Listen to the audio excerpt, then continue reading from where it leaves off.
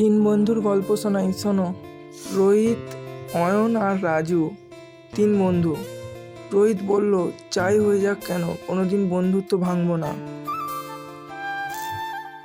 আনুমানিক 3 ঘন্টা বাদে রোহিত রাস্তা দিয়ে যাচ্ছিল।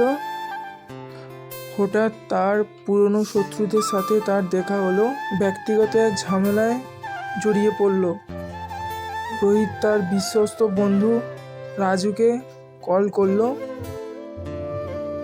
রাজু কলটা ধরলো। রোহিত বলল, রাজেশদের সঙ্গে ঝামেলা হয়ে গেছে, তুই এক্ষুনি আয়। রাজু বলল, ভাই আমি একটু ব্যস্ত আছি, আমি যেতে পারবো না, তুই দেখ আর কাউকে পাস নাকি।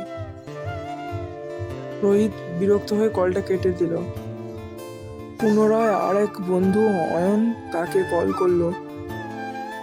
রোহিতের কলটা দেখে সে পকেটে ঢুকিয়ে নিল।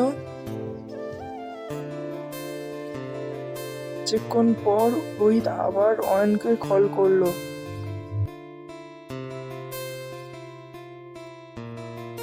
রোহিত তার ঘটে যাওয়া সমস্ত ঘটনা বলতে চায়। অয়ন তা শুনতে চায় না।